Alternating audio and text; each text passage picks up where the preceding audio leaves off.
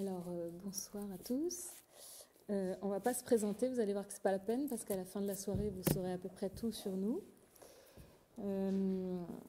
Donc, on demande surtout à l'Esprit Saint de parler à travers nous, d'ouvrir vos cœurs et vos intelligences. Et puis, voilà, c'est pas un cours qu'on vous donne, c'est pas un topo, c'est vraiment notre histoire qu'on vous offre. Et donc, merci beaucoup de votre indulgence. Et puis, voilà, on espère que ça vous donnera matière à méditer, à vous réjouir, j'espère aussi.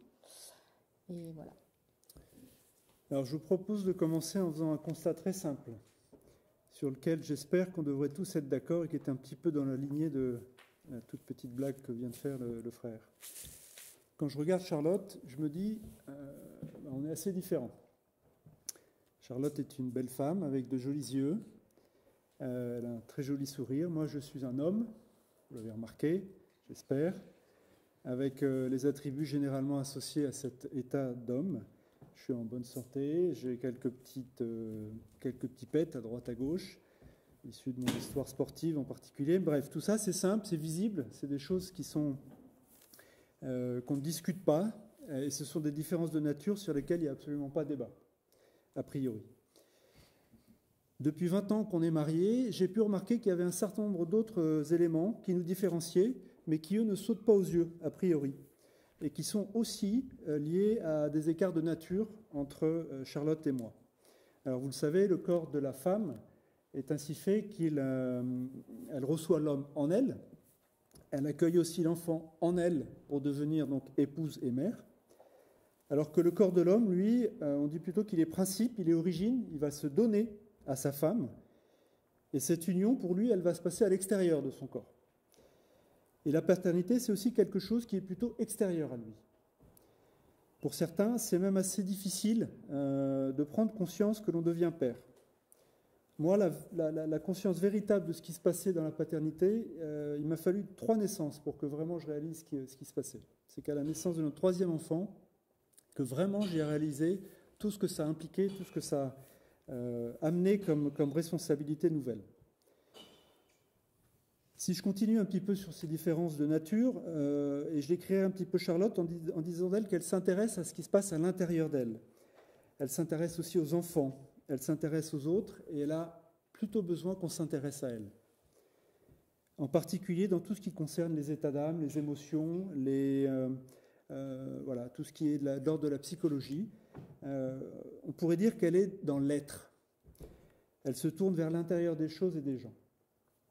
Moi, je suis plus dans l'agir, voilà, j'aime pas rien faire, j'ai l'impression de me perdre quand je fais rien. J'ai un caractère et puis sans doute aussi une histoire familiale qui me porte plutôt à contenir mes émotions. J'ai un petit peu de difficulté à les extérioriser. Peut-être que c'est pour justement pas me laisser submerger par le stress ou par ces émotions et pour continuer à avancer dans cette action que je décrivais à l'instant, sans être freiné par l'angoisse ou le stress. Du coup, j'ai quelques difficultés à porter attention à mes propres émotions, je le disais, mais aussi à celles des autres. Donc en résumé, je suis plutôt porté vers l'extérieur et je suis plutôt dans l'action et dans l'efficacité. Alors tout ça, vous allez me dire, c'est très genré, c'est pas très politiquement correct. Ça peut sembler être des clichés bateaux, mais pour ce qui nous concerne, nous, c'est quelque chose qui est très présent dans notre couple. Et au début de notre mariage, je n'avais pas du tout saisi ces choses-là, j'en avais pas pris conscience. Voilà. Alors, si je résume, pour que vous me connaissiez un tout petit peu plus, d'où est-ce que je viens, quel a été le type d'éducation que j'ai reçu, en particulier sur les questions d'affectivité et de sexualité, je résumerai en disant que je suis issu d'une famille catholique, mais dans laquelle la question de l'affectivité et de la sexualité n'était pas abordée de manière explicite. C'est-à-dire que je n'ai jamais eu de discussion vraiment claire et profonde avec mes parents sur ce sujet-là. On m'a transmis un certain nombre d'idées, de principes, mais on me les a transmis plutôt sur un mode implicite, sans vraiment m'expliquer ce qui se passait. J'ai eu une adolescence et un début de ma jeunesse d'adulte relativement, je dirais, préservé des difficultés, ou en tout cas des challenges qu'il peut y avoir dans les relations entre les garçons et les filles à ces âges-là, parce que j'étais dans un univers presque exclusivement masculin, dans un collège et un lycée qui n'étaient pas mixtes, j'étais fait du scoutisme, j'ai fait beaucoup de sports, mais des sports plutôt masculins. Et mes études supérieures, je les ai passées dans une école d'ingénieur qui était aussi dans un domaine où il n'y avait pas beaucoup de filles. Donc voilà, pour résumer, j'ai passé un peu ces années-là sans me poser beaucoup de questions sur ces questions des relations entre les garçons et les filles. Néanmoins, j'avais quand même au fond de moi, sans savoir trop pourquoi, ni comment, ni savoir l'expliquer, mais j'avais quand même un désir de cohérence par rapport aux principes dans lesquels on m'avait éduqué, même si ça n'a pas toujours été très clair dans les faits, et je n'ai pas toujours été hyper clean dans mon adolescence sur ces questions d'affectivité, de sexualité.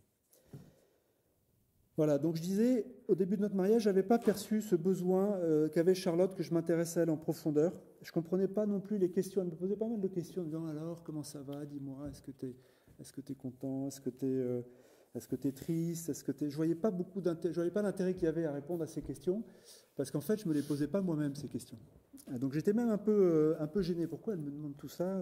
Moi, j'ai l'impression que tout va bien. Je n'ai pas la peine de me poser ces questions-là. Mais on était jeunes mariés, on était portés par l'amour d'une relation naissante, par la passion d'une relation naissante, et j'avais pas trouvé, en tout cas, j'avais pas le sentiment qu'il fallait faire plus. Alors moi, donc, je viens d'une famille catholique, pratiquante, et un peu comme Raphaël, sur les questions d'affectivité et de sexualité, j'ai pas reçu non plus d'éducation très explicite. C'est dans un autre style, mais pas mal de silence autour de tout ça. Et avec le recul des années, maintenant que moi j'ai des enfants qui grandissent, je me rends compte que ça m'aurait vraiment fait du bien, et même plus, de recevoir des enseignements, une parole de mes parents, voilà, des choses sur le corps, sur la sexualité, sur le comportement d'une fille vis-à-vis des garçons, etc. Mes parents me faisaient énormément confiance, on s'entendait très bien, je n'étais pas du tout en rébellion vis-à-vis de mes parents, mais je pense que ma personnalité, mon caractère, tout ça faisait que j'étais pas très armée, et probablement que je manquais beaucoup de confiance en moi, beaucoup d'estime de moi-même, alors que j'avais tout pour être plutôt solide. Et voilà, c'était comme ça. Et donc, j'ai eu mon bac tôt, avec 1 an d'avance. Et donc, j'ai quitté la maison pour partir assez loin étudier. Et le premier acte fort que j'ai posé pour marquer un peu le début de ma liberté, entre guillemets, ça a été d'aller chez le gynéco me faire prescrire la pilule. Parce que toutes mes copines le faisaient, ça faisait partie du kit étudiante pilule. Voilà, donc très fière de moi, je suis responsable, je me prends en main. C'est en fait tout l'inverse qui s'est passé. J'ai vécu un certain nombre d'expériences qui ont en fait profondément blessé ma sexualité et la propre image que j'avais de moi. Voilà, donc bon, j'en reparlerai un peu plus tard, mais voilà ce qu'il en était. Donc je vous laisse imaginer ce qui s'est passé. Malgré tout ça, j'avais quand même vraiment au fond du cœur ce désir très profond de fonder une famille. C'était ce que je voulais. Je me voyais vraiment épouse et mère. Et j'ai eu beaucoup de chance parce que j'ai quand même fini par rencontrer Raphaël parmi tout.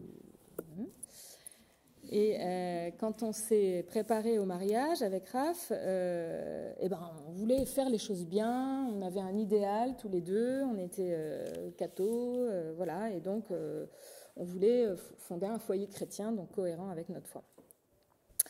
Et on a eu beaucoup de chance parce que nos 2 filles aînées sont nées assez rapidement après notre mariage, avec évidemment entre les 2 grossesses, vous avez une ordonnance avec le sérum physiologique, les trucs comme ça, puis la pilule, forcément, et le papa qui est bien intentionné va à la pharmacie pour aider sa femme et il rentre avec le sérum et la pilule. Et donc je reprends la pilule entre ces 2 grossesses classiques. Et donc, sans forcément voir particulièrement de problème à ça. Mais quand même, après la naissance de nos 2 aînés, là, tout d'un coup, je me dis, c'est pas le moment d'avoir un autre bébé maintenant, et puis je voudrais passer vraiment aux méthodes naturelles, parce que c'est plus ou moins ce qu'on s'était dit avec Raphaël quand on s'était préparé au mariage. Donc, allez, je vais m'y mettre, moi toute seule dans mon coin, j'achète tous les bouquins que je trouve sur comment comprendre son cycle et tout ça. Je suis quand même ingénieure, je vais y arriver toute seule en lisant un bouquin, ça va être très bien. Et bon, si Internet avait existé à cette époque-là, je serais allée sur Internet, bien sûr. Et donc, très très vieille.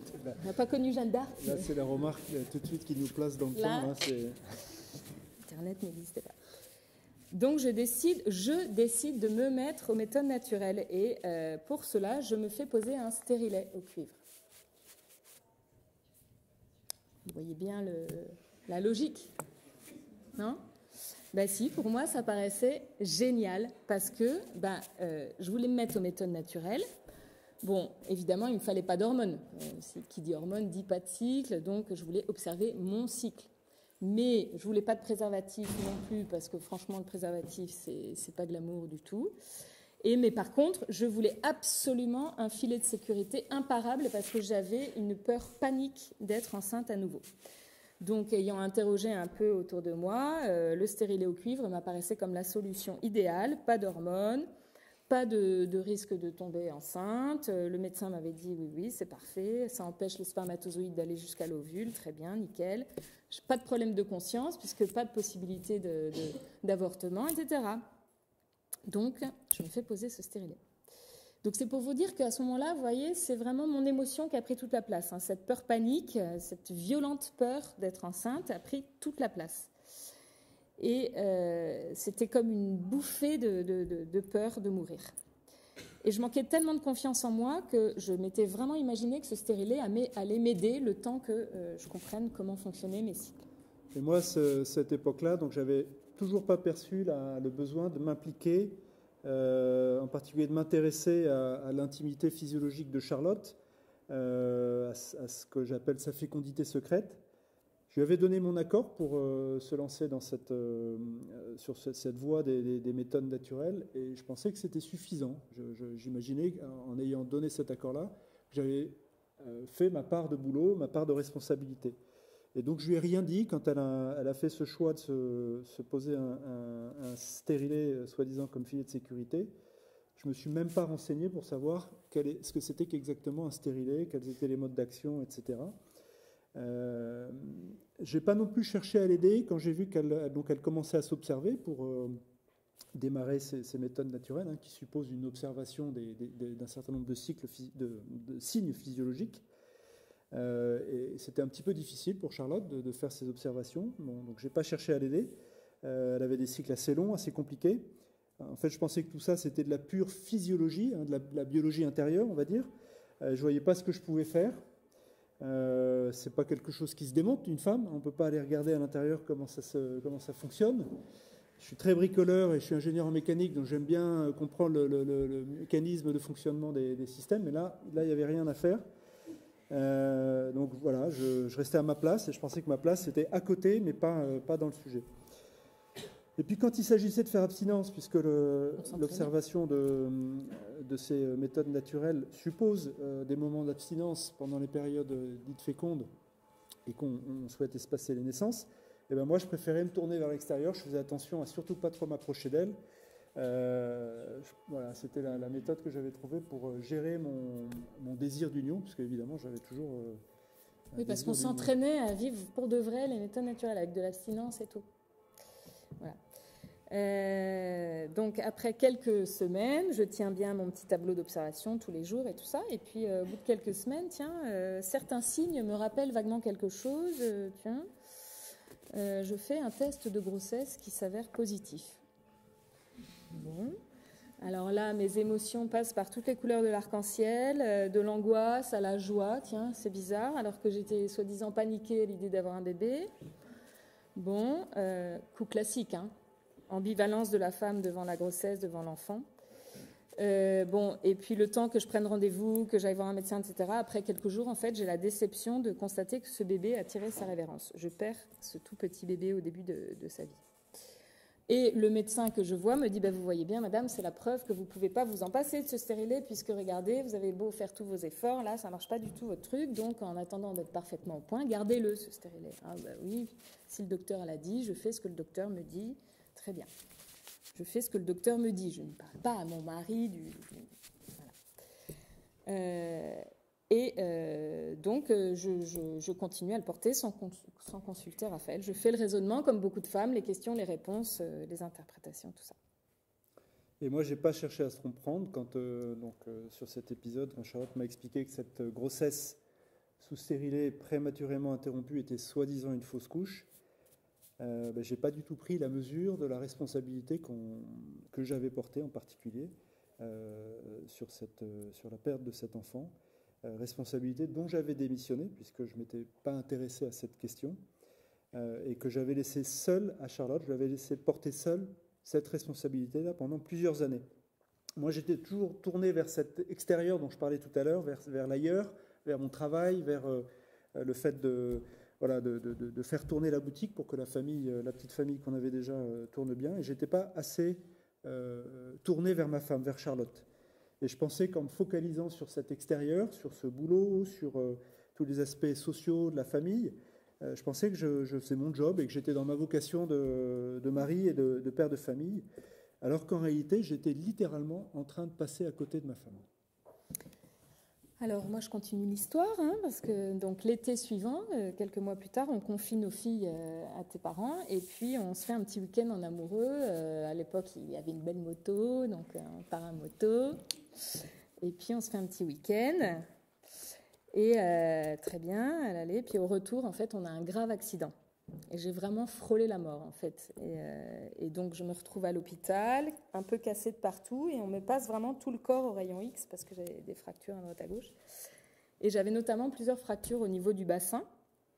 Et je me souviendrai toujours, je les ai encore, quand j'ai vu ces clichés grands comme ça de mon bassin, la chose qu'on voit le plus, c'est cette espèce de croix blanche en plein milieu, c'est mon stérilet en fait. On voit que ça. Autant, j'ai pas vu le lien direct avec mon stérilet quand il a provoqué la perte du bébé, quand j'ai vu le sang couler, j'ai pas vu le lien. Autant, j'ai reçu un choc énorme quand j'ai vu ce stérilet vraiment incrusté en moi. En fait, il n'y a pas beaucoup de femmes qui le voient en elles. Vous achetez la boîte à la pharmacie, ensuite c'est le gynéco qui vous le pose et puis vous l'oubliez. Voilà. Donc voilà, je me suis dit mais c'est n'importe quoi ce que tu fais, c'est pas du tout ça qu'il faut faire. Voilà. Et donc en fait ce moment-là a été un vrai basculement, en tout cas une prise de conscience de ce qui s'était réellement passé. Il y a eu comme une espèce de flash, en particulier pour Charlotte qui l'a vécu plus fortement que moi. Et à ce moment-là, on s'est dit ok, plus jamais la contraception. Pour nous, c'est plus possible. Ça a été dramatique. C'est plus possible. Il faut qu'on passe à autre chose. Donc moi, après l'accident, où je suis restée un long moment en convalescence, en fait, je suis passée de l'obsession de ne pas avoir d'enfant à tout d'un coup l'obsession d'en avoir un là, tout de suite, maintenant. Je dis ça parce que c'est très intéressant aussi de voir que les femmes sont souvent très changeantes, qu'on ne se comprend même pas nous-mêmes. Donc voilà. Et moi, à l'époque, j'étais, vous voyez, le rapport que j'avais à mon corps, à l'enfant, c'était tu dois faire ce que je te dis là maintenant, ce que j'ai décidé là maintenant. Ça se passe pas du tout comme ça en fait. C'est pas comme ça qu'il faut que ça se passe. Donc ce bébé-là, dont j'avais très envie, tarde, mais plusieurs mois, plus d'1 an à arriver. Je vis une fausse couche. Et enfin, ce 3e enfant arrive, joie, bonheur. Et comme un bonheur n'arrive jamais seul, il est immédiatement suivi d'un petit 4e. Et que j'ai très bien vu arriver. C'est pas une erreur de calcul. Bon. Voilà, donc on se retrouve avec nos 4 enfants, très bien, joie, mais aussi retour à la case quasi burn-out, épuisement physique, nerveux, psychologique, et donc une terreur viscérale d'être à nouveau enceinte. Bon, je reprends quand même mes observations, mon tableau, papier, jour après jour, comment je suis, mon cycle et tout. Et comme je suis dans un état pitoyable, mes cycles sont pitoyables aussi. Et donc je me dis, bon, je vais aller voir mon médecin et il va m'aider, il va me trouver le remède miracle pour avoir des beaux cycles de 28 jours avec ovulation du 14e jour, comme on m'a appris en bio. Voilà, pas de raison, moi j'y ai droit. Voilà. Et donc il me voit, il ne sait pas lire mes tableaux puisqu'il n'est pas formé, comme beaucoup de médecins. Et par contre, il me regarde et il me dit, madame, je crois qu'il faut que vous vous reposiez, vous êtes vraiment fatiguée, donc moi je vais vous faire une petite ordonnance, voilà, vous allez passer à la pharmacie, prendre la pilule, et puis on se revoit d'ici quelques mois pour voir. Et donc là, je suis vraiment à 2 doigts de flancher. Je ne sais pas ce qui me prend de ne pas passer par la pharmacie avant de rentrer, mais je ne passe pas par la pharmacie et je demande, oh tiens, son avis à mon mari. Je lui dis, oh là là, qu'est-ce que t'en penses? Est-ce qu'il faut que je prenne la pilule, quoi? Et donc là, je la vois arriver un soir avec son ordonnance à la main, en m'expliquant cette consultation avec son gynéco. Et moi, j'ai eu un flash, enfin, je ne sais pas si c'est vraiment un flash, mais en tout cas, j'ai compris à ce moment-là, elle était vraiment, vraiment fatiguée. Hein, c'était atteinte, quoi, moralement atteinte. Je me suis dit, il faut que je fasse quelque chose intérieurement, parce que visiblement, elle n'y arrivait pas toute seule. Et sur le moment, en fait, alors, je ne savais pas comment faire, hein, mais je me suis dit qu'il fallait que je l'aide, il fallait que je bouge, il fallait que je fasse un truc. J'ai pris l'ordonnance, je l'ai déchirée, je l'ai jetée à la poubelle. Et je lui ai dit, écoute, t'inquiète pas, on va y arriver. Et j'y ai cru. Non mais les gars, il suffit que vous disiez à votre chérie, ne t'inquiète pas, on va y arriver, c'est bon. Alors en même temps, j'ai dit ça, mais vraiment, j'y croyais. Hein. J'ai senti un soulagement. Il a dit, on va y arriver, c'est bon, on va y arriver. Elle m'a cru, j'ai eu de la chance parce que j'avais aucune idée de ce que j'allais faire pour l'aider. Mais en tout cas, voilà, j'ai quand même posé cette parole, j'ai posé cet acte en déchirant l'ordonnance. Et ensuite, la Providence a agi. Elle a agi puisque, bon, on s'est quand même dit, il va falloir qu'on se forme bien maintenant. Non, je suis allée toute seule. Ouais. Charlotte, elle est toute seule encore. Il m'a fallu encore un petit peu de temps pour vraiment m'y mettre. Charlotte a choisi d'aller se reformer, on va dire, ou de bien se former, en allant rencontrer un couple moniteur, donc elle va voir, qui habite à côté de chez nous, et qui l'invite à aller participer à un week-end de conférences et de réflexion autour de ce thème-là. Et Charlotte me propose de venir avec elle. Alors, je n'étais pas hyper content de me griller un week-end entier pour aller parler de ce sujet-là, mais comme j'avais dit que j'étais prêt à l'aider, je l'ai suivi. Et donc, on assiste à ce week-end de conférence. Il se passe pas mal de choses intéressantes, notamment, on est formé précisément sur les techniques de la méthode qu'on suivait à l'époque, qui est toujours celle qu'on utilise aujourd'hui d'ailleurs. Voilà. Et puis, on assiste à un témoignage, un peu comme celui qu'on vous donne ce soir. Ils étaient 2 à témoigner, mais c'est lui qui a parlé pratiquement pendant tout le témoignage, même complètement pendant tout le témoignage. Elle était à côté, elle souriait. Elle souriait. Elle était heureuse. Trop mignonne. Elle semblait vraiment heureuse. Et lui, Vincent, il nous a expliqué très simplement un peu tout ce que le fait de vivre une méthode naturelle avait apporté dans leur couple, et en particulier lui avait apporté à lui comme force intérieure. Je voyais quelqu'un de très délicat, il y avait vraiment quelque chose de très positif qui se dégageait de cet homme-là et qui m'avait beaucoup touché. Il avait donné un petit truc en plus pendant cette conférence, en disant que lui, sa manière à lui de s'impliquer concrètement sur ces questions-là, sur le suivi de cette méthode, c'était de prendre ce tableau d'observation. Charlotte ne l'a pas dit, mais elle notait tous les soirs dans un tableau d'observation ses observations physiologiques pour ensuite appliquer la méthode. Donc, il avait expliqué que ce tableau-là, c'est lui qui le prenait le soir et qui remplissait le tableau sur la base des informations de sa femme. Tout bête. J'ai dit banco, voilà, c'est ça que je vais faire. Et donc, le soir même, j'ai récupéré... Passe-moi le tableau. Passe-moi les tableaux, puisqu'il y en avait déjà quelques-uns. Passe-moi les tableaux. Parce que donc il faut comprendre qu'à ce moment-là, voici où nous en étions. Donc moi, la pression augmentait de plus en plus parce que je devais tout assumer. Je devais penser à m'observer avec mes 4 enfants, moins de 6 ans à l'ouest. Donc penser à m'observer, oh merde, le soir arrive, zut, comment j'étais, je me souviens plus, oh là là. Noter dans le tableau tous les jours, puis interpréter tout ce que j'avais noté, je m'y retrouvais pas, je comprenais rien, voilà. Et surtout, supporter d'entendre la question fatidique, alors c'est bon ou pas? Donc, et puis en général, il arrive avec ses gros sabots au mauvais moment. Et donc, plus ça allait, plus je me sentais agacée, voire je me sentais vraiment méprisante. J'avais l'impression d'être la marâtre qui donne le sucre au chien s'il a été gentil, si j'ai pas mal à la tête, si je suis pas contrariée, etc. Et moi, je ne voulais pas être une marâtre, je ne voulais pas être la mère d'un enfant de plus. Non, j'avais un homme à mes côtés, crotte. Et donc en fait, en prenant le tableau de mon côté, la question que je me suis mis à lui poser cette fois-ci tous les soirs, parce que c'était quand même pas tous les soirs la question d'avant, c'est tous les soirs, comment tu t'es sentie aujourd'hui, ma chérie? Bah, ça change tout. Parce qu'en fait, cette petite attention-là, ça m'a permis petit à petit de vraiment m'intéresser en profondeur à ma femme, à son intimité physiologique d'abord, mais aussi à tout ce qui l'intéressait, tout ce qui faisait, tout ce qui tournait en elle. Et donc c'est une question qui m'a permis petit à petit de forcer ma nature. C'est pour ça qu'en introduction, je vous ai expliqué un peu que j'étais plutôt quelqu'un d'introverti, avec des difficultés à m'intéresser aux autres et à m'intéresser même à moi-même.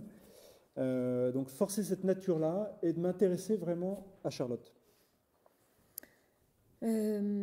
Parce que donc moi je vous l'ai dit un tout petit peu en intro, moi j'ai vraiment vécu les dangers de tomber dans les bras des garçons sans discernement, sans intériorité, juste guidée par l'excitation du moment ou le manque affectif.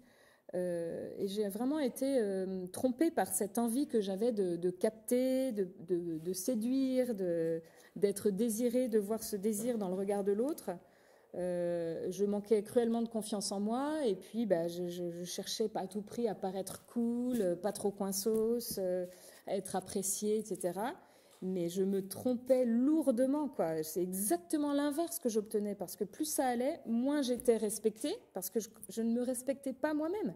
Et ça fait beaucoup souffrir. Ça m'a fait beaucoup souffrir et je sais que j'ai conscience d'avoir fait beaucoup souffrir d'autres personnes. Alors qu'au fond, en réalité, ce qui m'habitait, c'était, comme tout le monde, le désir d'aimer, d'être aimé pour vraiment pouvoir accueillir l'autre, pouvoir m'abandonner en toute confiance, pouvoir me donner vraiment et pourquoi pas devenir sanctuaire de la vie. Hein. Et c'était ça qui avait vraiment au fond de mon cœur. Et j'ai encore ce désir-là, bien sûr, qui ne cesse de grandir, mais pour pouvoir m'abandonner, être en confiance, j'ai vraiment besoin de me sentir moi aussi accueillie, comprise, et c'est ce que Raphaël fait en me posant la question tous les soirs, comment tu t'es sentie, ma chérie? Voilà, il s'intéresse vraiment à moi. Et mon désir profond, c'est vraiment de me donner à mon mari, à Raphaël. Et comment est-ce que je peux me donner si je ne me possède pas moi-même? Donc c'est le fameux « connais-toi toi-même » qui prend tout son sens. Et finalement, avec le recul de toutes ces années, quand je relis ce qui s'est passé, je vois bien que quand j'utilisais des moyens de contraception, paradoxalement, en fait, je me dépossédais de moi-même, puisque ça m'empêchait complètement de passer à une connaissance profonde de ma personne à travers tout le langage de mon corps qui s'exprime de manière extraordinaire quand on y fait attention. Hein, et tout particulièrement mon cycle. Donc je dois absolument laisser Raphaël entrer dans mon intériorité pour qu'on puisse s'accueillir et se donner l'un l'autre. Donc quand Raphaël vous dit le dimanche soir, vraiment, ça s'est passé comme ça, le dimanche soir, on est rentré du week-end, il m'a dit « passe-moi le tableau ». Donc il a pris les paquets de tableaux, c'est passé de mon côté du lit à son côté, ça n'est plus jamais revenu. C'est moi qui lui pose la question, c'est quand déjà mes prochaines règles et tout ça? Il me dit « c'est dans 2 jours, 3 jours. Voilà. » C'est vrai, hein? Je ne les regarde plus, parce que plus je les regarde, plus ça me stresse et ça fait n'importe quoi. Et donc le contenu de ces tableaux-là, hein, c'est pas n'importe quoi. C'est mes cycles, c'est ma fertilité jour après jour, c'est ce qui fait de moi une femme, entre autres, hein. C'est ce qui fait de moi sa femme. C'est pas ce que je partage avec mes copines en buvant un café, non. Et donc avec le recul de toutes ces années, j'ai réalisé vraiment qu'en fait, en remettant à Raphaël ce paquet de tableaux, c'est une partie du don de moi-même qui s'est opérée. Hein. Et vraiment, c'est très important à comprendre, c'est qu'on est appelé, quand on est mari et femme, à se donner tout entier. Et si on ne donne pas à voir à l'autre son intimité la plus profonde, sa physiologie, ses émotions, ses états d'âme, eh bien, il n'y a pas de communion qui peut s'opérer. Voilà, donc si on veut arriver à une vraie communion conjugale, on doit en passer par là. Et moi, en commençant petit à petit à m'intéresser à elle au travers de cette question-là, qui était un moyen qui nous a été donné en tout cas moi, qui m'a été donné pour que je puisse m'intéresser en profondeur à elle, j'ai expérimenté petit à petit la joie de sentir à quel point le simple fait d'une écoute attentive, bienveillante évidemment, qui parfois coûtent, hein, parce que quand on rentre du boulot le soir, on peut être assez fatigué, il y a les charges familiales qu'il faut assumer, les enfants, etc. Au moment où on va se coucher, bien souvent, la seule chose qu'on a envie de faire, c'est de dormir. Et ben là, il faut être capable parfois de se mettre en mode écoute et puis de passer 20 minutes, une demi-heure, 3/4 d'heure à écouter, parfois des choses qui ne sont pas forcément d'un intérêt direct pour soi-même. Je le confesse bien volontiers. Mais le constat est clair, c'est que petit à petit, je sentais qu'elle était rassurée, qu'elle était apaisée. Et puis je suis pragmatique, je voyais aussi que de temps en temps, ça la rendait prête à une union. Donc voilà, ça me rendait moi aussi plus motivé peut-être pour faire cet effort d'écoute qui n'était pas forcément naturel pour moi au départ. Donc j'avais vraiment cette joie que j'ai expérimentée petit à petit de voir cette capacité que j'avais à lui apporter un peu de sérénité. Elle qui a plutôt une nature, je vous l'ai dit, enfin en tout cas vous l'avez compris, plutôt portée, en tout cas plus portée que la mienne, vers tout ce qui concerne l'inquiétude, le stress, etc. Mais pourquoi est-ce que ça m'a énormément apaisée, rassurée, tranquillisée? Parce que il faut comprendre que l'attitude de Raphaël, j'ai beaucoup de chance, peut-être, ou peut-être qu'il prend énormément sur lui. Mais je suis sympa aussi. C'est qu'il reçoit toujours ce que je lui dis avec énormément de douceur, de bienveillance, de gentillesse, alors que quelquefois c'est pas très agréable. Voilà. Et ça compte énormément pour moi parce que si un jour, en partageant ce qui fait justement mon cycle, ma physiologie, ou bien complètement un autre sujet, parce que souvent cette question-là, comment tu t'es sentie aujourd'hui, en fait on aborde un sujet qui n'a rien à voir avec le cycle féminin, c'est l'occasion de parler d'autre chose.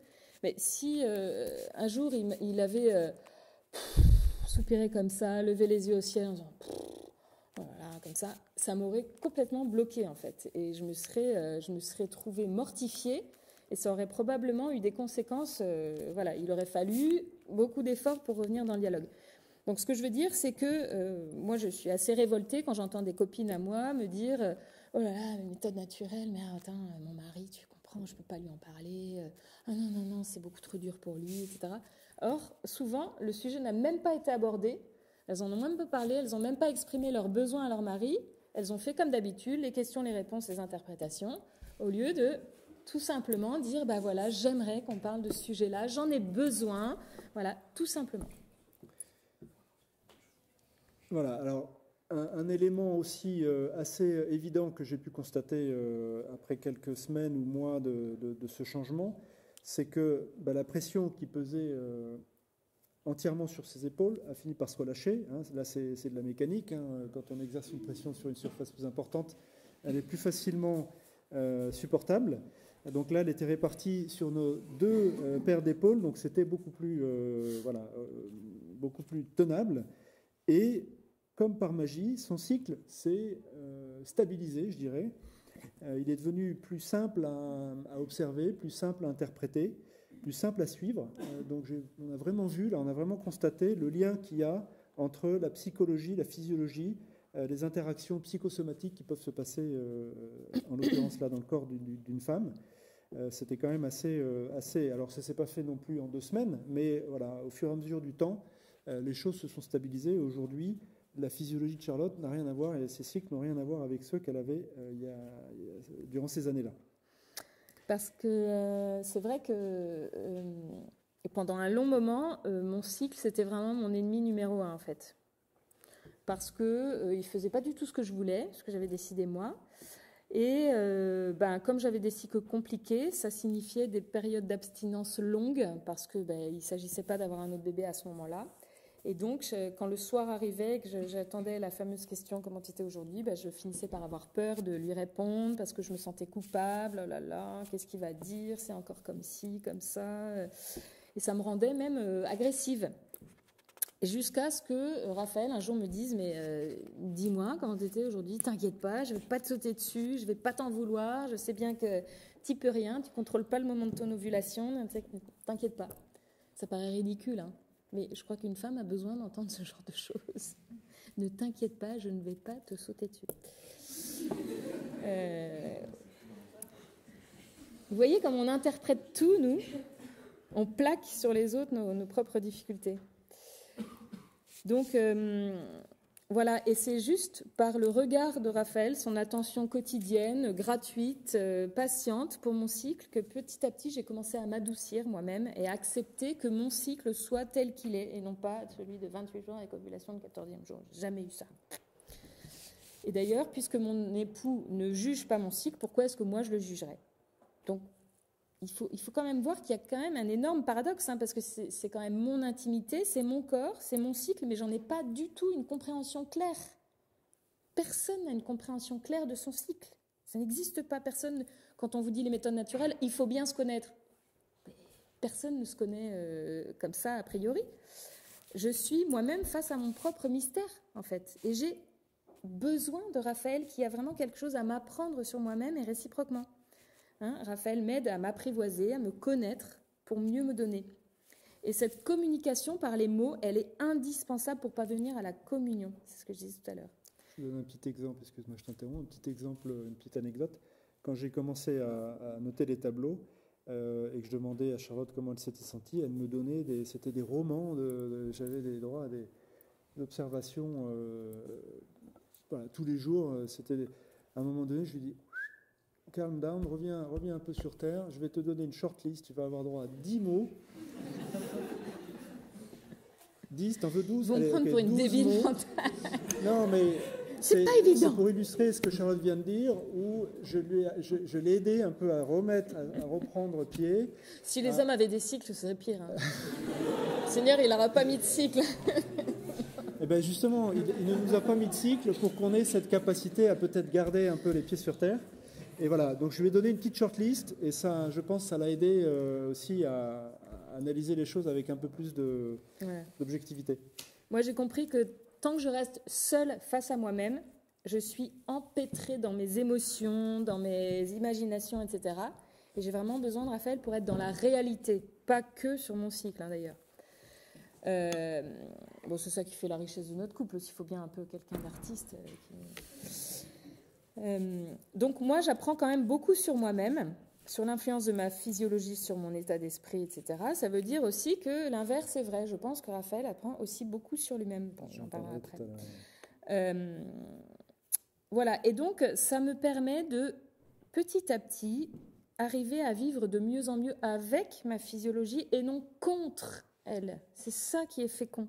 Donc c'est tout un travail sur mes émotions, mes besoins, etc. Mais j'ai fini par comprendre aussi qu'avoir un cycle long, compliqué, avec des rebonds, etc., c'est pas un problème en soi. Ça m'a pas empêché d'avoir beaucoup d'enfants. Et je pense que c'est ce qu'il me faut. On a chacune le cycle qu'il nous faut. Voilà. Moi, je suis d'une nature hyper impatiente. Il faut que ça aille tout de suite, machin, comme ça. Ben, le Seigneur, il m'a donné un cycle pourri. Merci, Seigneur.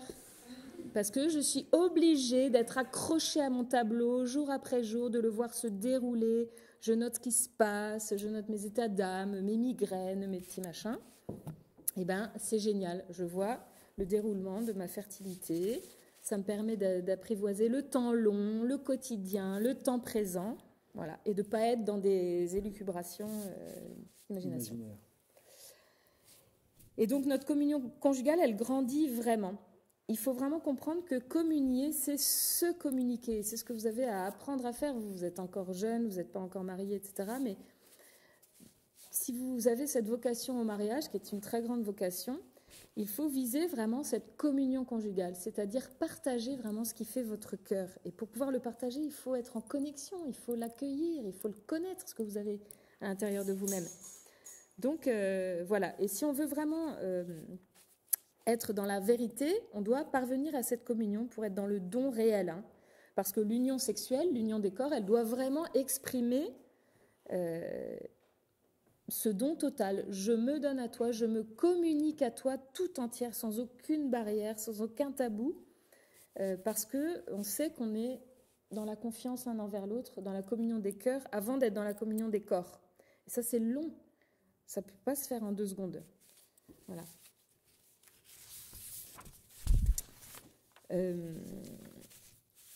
Et donc, on peut réfléchir facilement. Est-ce que la communion est possible si j'utilise, moi, un produit, un système, un mécanisme qui a pour but d'empêcher totalement le fonctionnement de mon corps? tel qu'il est normalement fait pour fonctionner, et qui empêche donc complètement de connaître à fond qui je suis, de pouvoir l'offrir telle qu'elle est à mon conjoint, ça me paraît évident que c'est pas possible. Voilà, donc je dois vraiment être attentive à ce qui se passe en moi parce que c'est ça qui va me permettre de me donner à mon époux. Alors, du côté de l'homme, il faut, moi, il a fallu aussi que j'apprenne à rester dans cette écoute dont je parlais tout à l'heure, mais en gardant une certaine humilité et en étant attentif à vraiment être, à prendre ce que ma femme me disait, à la croire en fait, à lui faire confiance. Et ça, c'est pas toujours simple, ça n'a pas toujours été simple.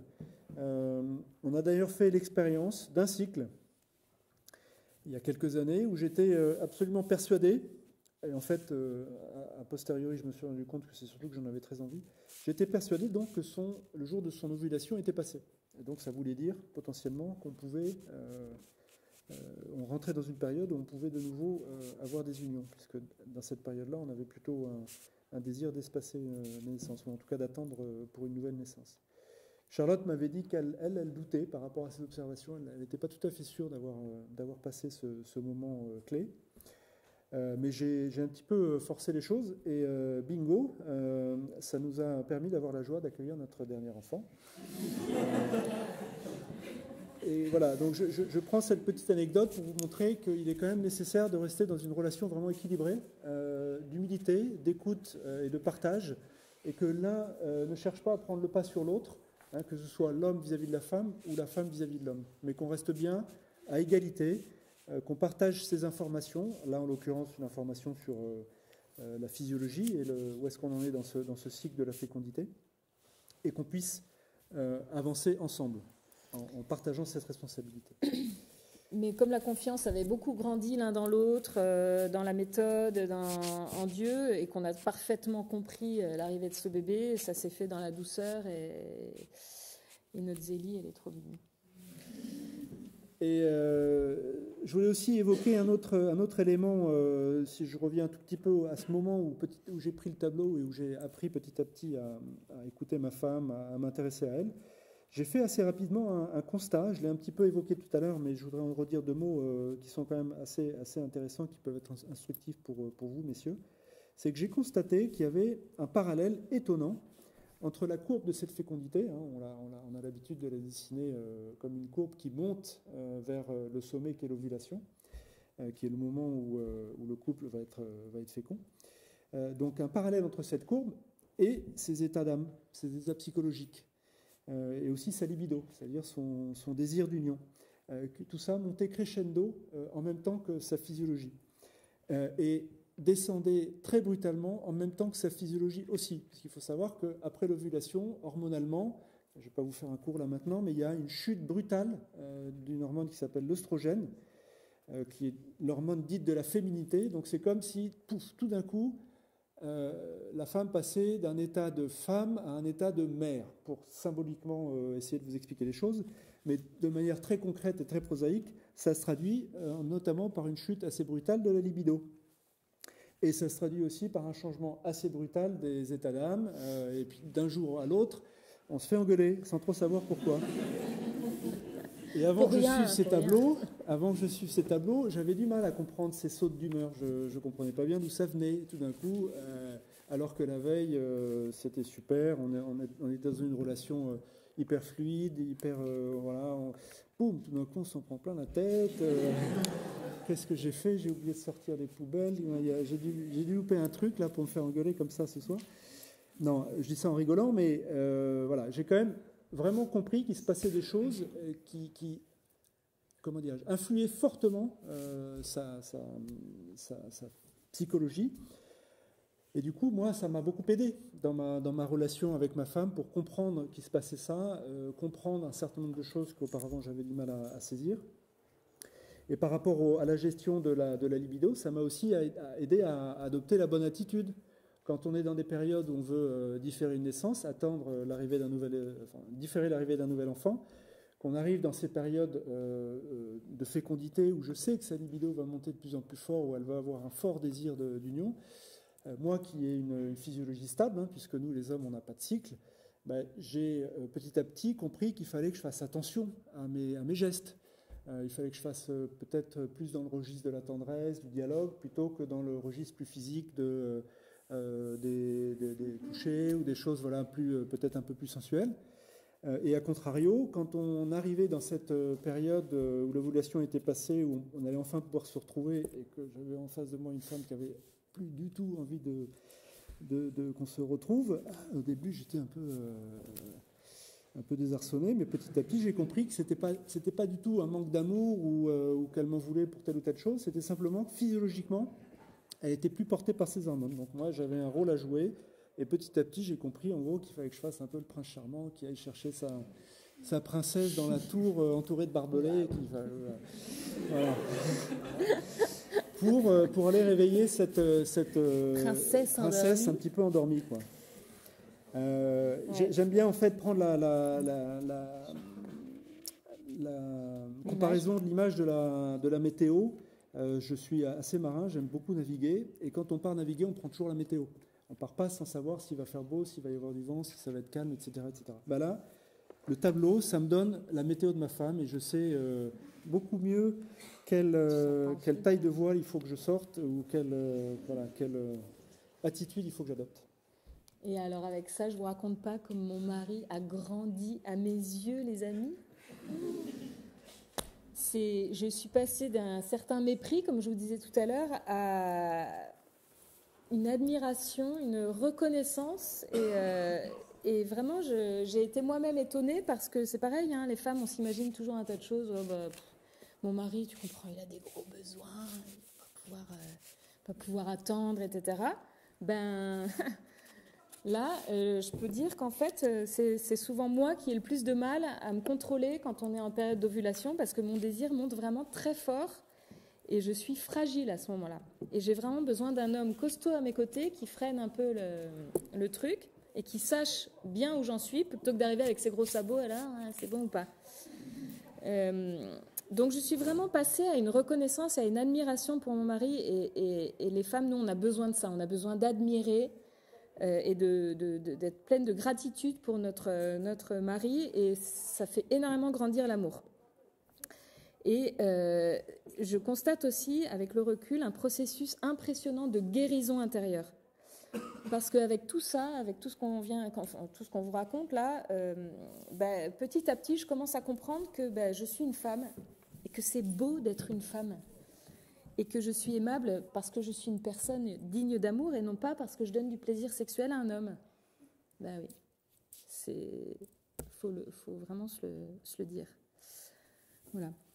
Donc, évidemment, hein, de rentrer dans cette pédagogie impressionnante que le Seigneur a mis entre nos mains, cette pédagogie du cycle féminin, parce qu'on est tous les deux à égalité, hein, c'est moi qui le vis de l'intérieur, mais en fait, on est tous les deux face à ce cycle qui s'impose à nous deux.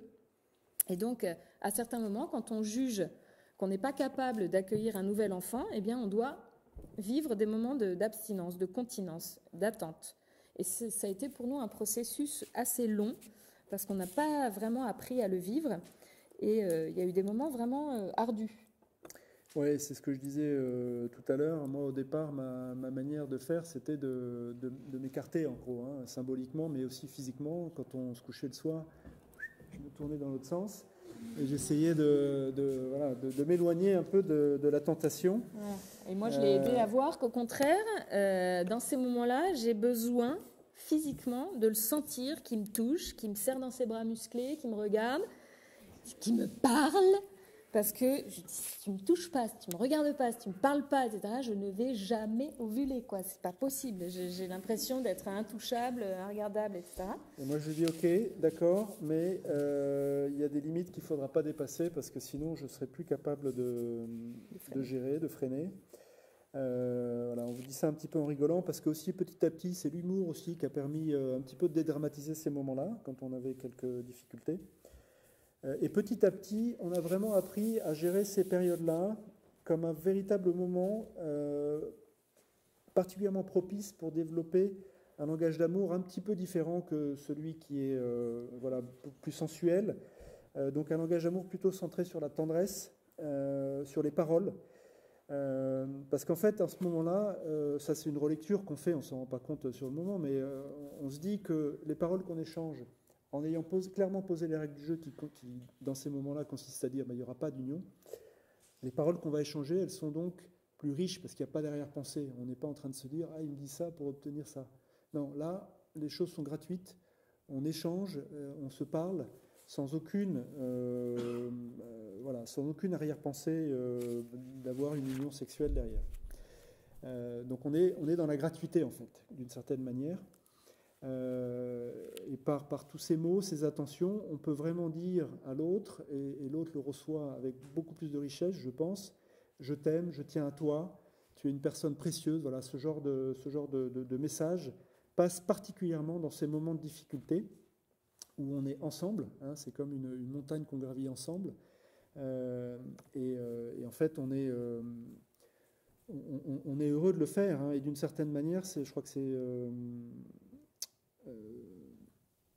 Saint-Augustin ? Non, oui, Saint-Augustin qui avait une parole très belle, j'ai essayé de la retrouver, que j'ai lue dans Maurice Laetitia. Essayez de meubler pendant le temps que je trouve.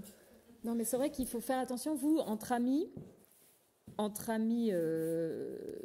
fiancés, ou vous pouvez expérimenter cette tendresse en ayant toujours en tête que la tendresse, elle est vraiment gratuite en fait.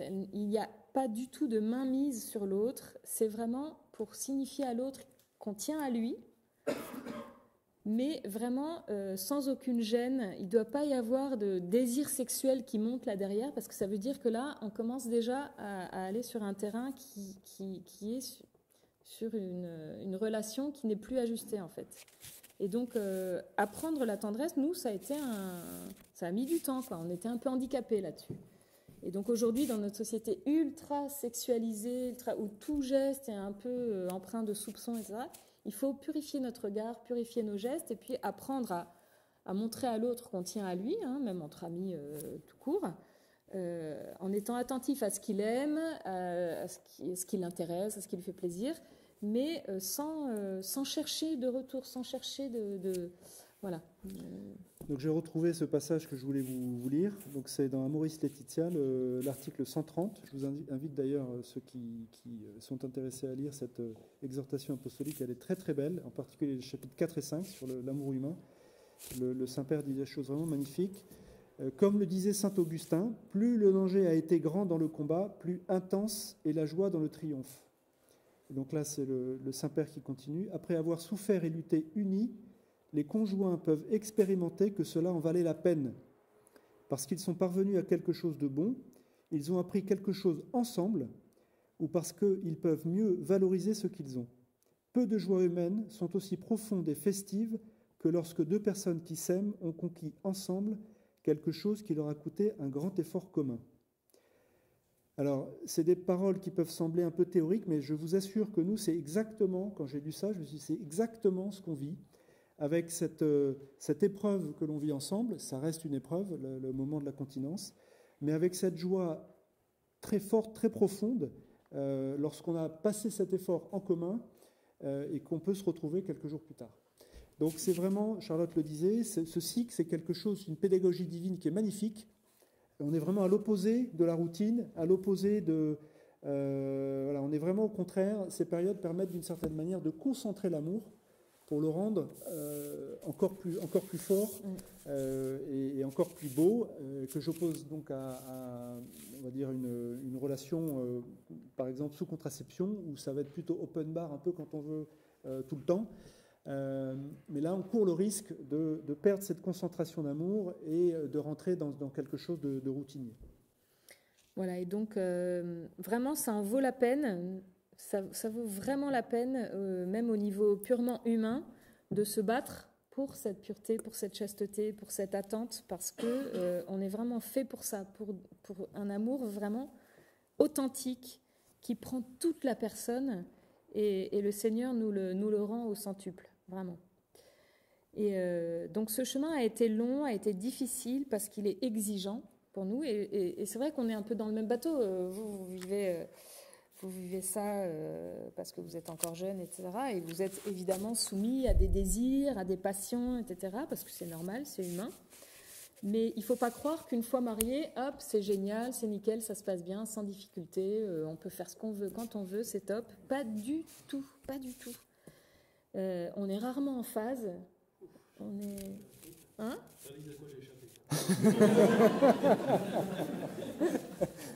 Ça, c'est le petit passage pour vous. Renforcer. Mais voilà, quand on vit séparément, qu'on n'est pas encore marié, etc., bon, bah, c'est dur, effectivement, hein, mais Raphaël, il est à 20 cm de moi dans mon lit quand je suis en pleine ovulation. Il est tout près. Donc, c'est pas évident. Alors, face à ces difficultés, on vous a déjà un peu dit comment on avait essayé de gérer tout ça, mais on a aussi eu le besoin, à un moment donné, de répondre aux interrogations qu'on avait sur le sens de tout ça. Pourquoi est-ce que c'est difficile ? Pourquoi est-ce que tout n'avance pas comme ça, tout seul, facilement, comme sur des roulettes ? On a vraiment eu besoin de répondre à cette question du pourquoi, quel est le sens de tout ça ? Et donc on a fait un effort en 2 temps. Charlotte d'abord, moi ensuite. Moi je suis un peu moins intellectuel que Charlotte, donc la lecture et ce genre de choses, c'était pas quelque chose de forcément facile. Mais on a découvert notamment la théologie du corps et la pensée de Saint Jean-Paul II sur toutes ces questions de l'affectivité, de la sexualité. Et on a découvert petit à petit le magistère de l'Église en lisant l'exhortation apostolique, par exemple, à Maurice Laetitia et d'autres choses. Alors, Charlotte, elle l'a plus fait par ce biais direct dans le texte. Moi, je suis un peu moins, comme je le disais, intellectuel, donc j'ai plutôt opté pour une forme CD. Il y a des théologiens qui ont vulgarisé un petit peu tout ça sur des CD, en particulier Yves Semen, si ça vous intéresse, qu'on a écouté, qu'on mettait dans la voiture. On est allé assister à des conférences. Enfin, voilà, on a fait un certain nombre de choses qui, petit à petit, nous ont permis de comprendre plus intellectuellement. Et ça a été comme une sorte de coup de projecteur sur ce qu'on avait vécu, parce qu'on avait expérimenté des choses et on a ensuite réfléchi. Et cette réflexion, elle a éclairé tout ce qu'on avait vécu et on s'est dit, ah ben oui, mais là, ce qu'ils disent, ce que j'ai lu là, comme on l'avait déjà vécu, je me suis dit, mais ça, c'est la vérité, c'est vrai, c'est ce qu'on vit. Donc ça a été vraiment extrêmement riche pour nous parce qu'on a apporté de la raison, de l'intelligence sur des choses qu'on avait expérimenté nous-mêmes avec, vous l'avez bien compris, des chutes, des erreurs, etc. Hein, donc ça a éclairé à la fois nos erreurs et ça a éclairé aussi le fait que après ces erreurs, on avait pris une voie qui était plus que probablement la voie de la vérité. Et on a même été, j'emploie des termes assez forts là, enchanté par la splendeur de la vérité qu'on a découvert sur l'amour humain, le corps, la sexualité, le mariage. Ça nous a permis aussi d'éclairer notre compréhension de la vocation religieuse et le célibat apostolique, qui étaient des choses un peu difficiles parfois à comprendre, pour moi en particulier. Mais voilà, le fait de bien comprendre ce que c'est que la chasteté, finalement, nous a permis d'asseoir ces choix qu'on avait posés, de les asseoir sur un pilier expérimental et puis un pilier plus intellectuel. Et quand on a compris, parce que en 2 mots, hein, ce qui sous-tend toute la théologie du corps de Saint Jean-Paul II, c'est de dire que l'homme et la femme, en tant que couple, en tant qu'époux, sont appelés à donner visiblement, à rendre visible quelque chose du mystère invisible de Dieu. Dieu est un amour trinitaire, le Père se donne au Fils, le Fils se donne au Père, comme ça, de toute éternité. Et de cet amour jaillit la 3e personne, qui est le Saint-Esprit, et tout ça dans une communion d'amour. Et ce que Saint Jean-Paul II dit, c'est que le mariage, l'homme et la femme, sont à l'image de Dieu.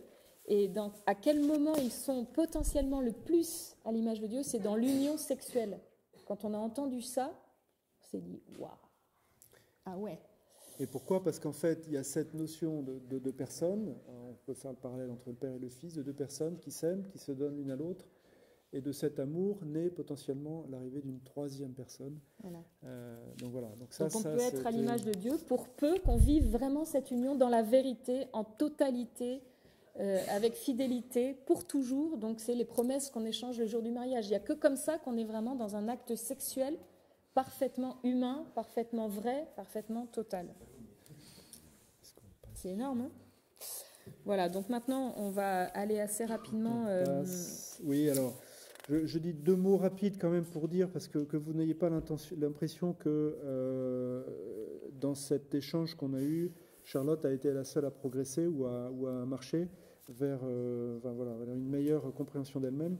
Moi aussi, tout ce processus de dialogue, d'écoute, m'a fait grandir, et en particulier m'a aidé à me sortir de cette intériorité ou de ces difficultés que j'avais à m'extérioriser, et en particulier dans le domaine des émotions, puisque Charlotte m'a vraiment poussé. Elle m'a dit, mais dis-moi là, face à tel événement, qu'est-ce que tu ressens? Est-ce que tu as de la tristesse? Est-ce que tu as de la... Et elle aussi, elle m'a aidé, c'est ça, les mots que moi je ressens, c'est ça, dis-moi toi. Donc petit à petit, elle m'a un petit peu bousculé, hein, c'était pas très confortable au départ, mais j'ai appris petit à petit à lui transmettre ses sentiments, à les lui confier. J'ai réalisé que c'était parfois difficile, ça l'est toujours aujourd'hui, mais que ça m'apportait de la joie quand ces émotions étaient positives et du soulagement quand elles étaient un peu plus négatives. Et cette habitude à aller chercher un petit peu ce qui se passait au fond de moi, à parler avec elle, à l'écouter, ça m'a fait grandir en tant qu'homme, et ça a été, je pense, un élément fondamental dans un certain nombre d'engagements que j'ai pris ensuite dans des domaines qui sortent totalement du cadre conjugal et familial. Mais cette capacité que j'avais développée dans cette intimité conjugale, je l'ai transformée, et j'ai pris, je suis devenu porte-parole dans des associations qui travaillaient sur des sujets assez sensibles. Et si on m'avait dit il y a 20 ans que j'allais prendre la parole publiquement sur des sujets un peu touchy, ou prendre la parole devant des étudiants comme vous ce soir pour raconter ma vie intime, j'aurais dit, mais t'es cinglé toi ou quoi? C'est pas du tout mon truc, ça. Donc, ah oui. Donc voilà, donc j'ai vraiment progressé de ce point de vue-là, et j'apprends aujourd'hui, grâce à Charlotte, grâce à tout ce parcours, à forcer un peu ma nature. L'autre élément dans lequel j'ai, alors je ne sais pas s'il faut dire progresser, mais en tout cas dans lequel cette habitude, cette intimité conjugale qu'on a développée l'un et l'autre m'aide beaucoup, c'est dans le domaine professionnel. Alors vous allez me dire pourquoi? Parce que moi je voyage beaucoup et loin, et sur des temps parfois assez longs. Et quand je voyage, c'est sur un rythme très intense. Je prends des avions, réunions, taxis, avions, réunions. Donc c'est des périodes où je suis crevé. Quand j'arrive le soir tard, donc je voyage en Chine, je voyage aux États-Unis. Je suis tout seul dans des chambres d'hôtel assez impersonnelles. Et dans ces moments-là, on est vite tenté par la télévision. Qu'est-ce qu'il y a à la télévision quand on est en Chine? Rien, on comprend rien. Mais en zappant à minuit, il y a un truc qu'on comprend. Il y a un truc qu'on comprend. Là, voilà, c'est pas encrypté, mais on voit bien ce dont il s'agit. Donc c'est des tentations auxquelles on est soumis. C'est un collègue qui a aucune moralité, qui va vous dire vraiment là on a besoin de se détendre, viens on va boire un verre. Et à Shanghai ou en Corée, on trouve vite des bars où on ne fait pas que boire des bières. Donc c'est très très facile, ça vient vraiment très très vite ces tentations-là. Je n'ai pas besoin de le décrire plus parce que vous êtes soumis aux mêmes choses que moi sans aller à l'autre bout de la terre. Et bien face à ça, j'ai vraiment des outils et une habitude que j'ai développée dans cette intimité conjugale qui me sont d'un grand secours et qui m'aident à garder autant que faire se peut, puisqu'on est tous pécheurs et malheureusement ça nous arrive tous de chuter encore, et ça m'arrive à moi aussi, mais en tout cas je suis beaucoup mieux armé aujourd'hui que je ne l'étais il y a quelques années. Donc vous voyez bien qu'on est des pauvres comme tout le monde, mais on a une confiance vraiment l'un dans l'autre qui se renforce jour après jour, et cette confiance, elle est aussi avec le Seigneur, parce qu'on voit tellement sa main derrière notre histoire, il nous a tellement rattrapés et rattrapés qu'on ne peut que rendre grâce et se dire que voilà, on est confiant, on sait qu'il est là, qu'il ne nous lâchera pas. On a le secours des sacrements dont on ne cesse d'user. Dans l'Eucharistie, il y a vraiment un don du Seigneur pour nous. On voit aussi qu'il y a un parallèle avec la vie conjugale. Voilà, on est émerveillés. Et dans la confession, le Seigneur nous relève toujours et il vient nous guérir. Voilà, et pour peu qu'on soit en vérité face au Seigneur, bah voilà, on arrive à être en vérité avec son conjoint et c'est une joie très très profonde. Et c'est un processus qui parfois prend un petit peu de temps. Pour la petite anecdote, l'épisode dont on a parlé tout à l'heure avec la perte de cet enfant à cause du stérilet qu'on s'était fait poser, il nous a fallu plusieurs années pour réaliser la responsabilité qui était associée à cet événement, à peu près 4-5 ans. Enfin même 5 ans précisément, moi même un peu plus. Donc on peut se confesser de trucs voilà. Il n'est jamais trop tard. Voilà. Donc voilà, on termine. On serait heureux si vous aviez des questions, etc. Mais en tout cas, moi j'ai envie de dire que ce qui me rend vraiment heureuse en tant que femme, c'est d'avoir à mes côtés un homme, un vrai, qui sait ce que c'est qu'une femme, avec ses cycles, avec ses hormones, avec sa météo, et qui non seulement ne lui en veut pas, mais qui m'aime comme ça. Donc, tu me connais parfois mieux que moi-même. Tu me comprends mieux aussi et tu m'aides à mieux m'aimer, à me comprendre. Tu me révèles à moi-même en tant que femme. Tu fais de moi ta femme. Et donc, voilà, je te dis merci, mon cœur, parce que ça me donne beaucoup d'élan pour t'aimer à mon tour et aimer les autres. Donc, merci. Et moi, je voudrais terminer en disant que voilà, j'ai été bousculé par Charlotte, j'ai été bousculé par notre histoire. J'ai dû un petit peu forcer ma nature. Et comme je viens de vous le dire, ça m'a vraiment fait grandir, avec des chutes toujours, malheureusement, mais ma virilité morale est sortie grandie. J'assume beaucoup plus aujourd'hui, et beaucoup mieux sans doute qu'hier, mes responsabilités d'époux et de père. Et j'ai une force intérieure que je n'avais pas il y a quelques années. Je suis vraiment un homme responsable, debout, attentif à sa femme, plus attentif aux autres aussi. Je vous l'ai dit, j'ai pris un certain nombre d'engagements dans la société. C'est des choses que je n'imaginais pas il y a quelques années. Et au fond, ce chemin, c'est ma vocation d'homme. Et ce parcours, c'est grâce à toi que je l'ai entamé et que je veux le poursuivre. Merci, mon cœur. Je t'aime. Bravo.